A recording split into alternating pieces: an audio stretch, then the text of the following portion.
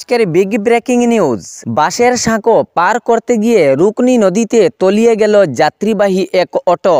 ভাগাবাজার ব্রিজের অবস্থা খুবই বেহাল। হাজার হাজার জনগণ সহ যানবাহন চলাচল করে নিত্যদিনে।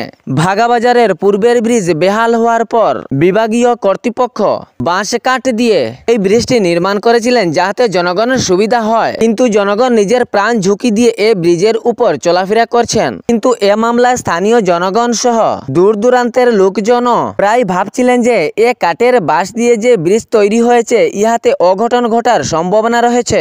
এ কথাটি এড়িয়ে যায়নি। বাসের ব্রিজ পার করতে গিয়ে রুকনি নদীতে তলিয়ে গেল এক যাত্রীবাহী অটো। ভাগা শেরখান সড়কে রুকনি নদীতে এ ঘটনাটি ঘটে। তবে বড় সড়ক কোনো অঘটন ঘটেনি, চালক সহ যাত্রী সুস্থ।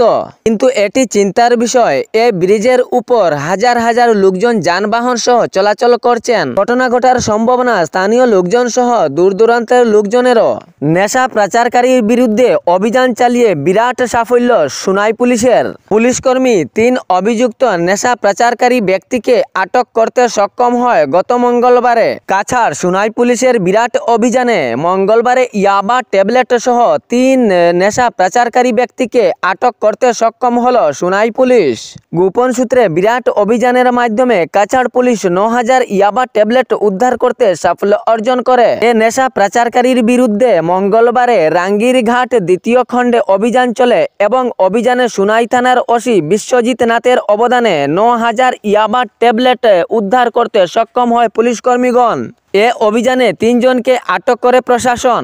জানা যায় প্রবীণ রিয়াং, পাহারুল ইসলাম লস্কর এবং প্রভাত বর্মন নামের এই ৩ যুবক নেশা পাচারে গুরুত্ব অভিযান চালাচ্ছিল। ইহাতে পুলিশ প্রশাসন নিজের কর্মরত অবস্থায় নিজের কর্তব্যের উপর প্রকাশ রেখে গুরুত্বর অভিযান চালান এবং প্রবীণ রিয়াং, বাহারুল ইসলাম লস্কর ও প্রভাত বর্মন নামের এই ৩ ব্যক্তিকে আটক করতে সক্ষম হন। সূত্রে জানা যায় কাছাড় সুনাই পুলিশ তাদের কাছ থেকে প্রায় ৯,০০০ নেশা জাতীয় ইয়াবা ট্যাবলেট উদ্ধার করে এবং এরই সাথে একটি বাইক ও একটি স্কুটি সহ ৩টি মোবাইল বাজেয়াপ্ত করে প্রশাসন।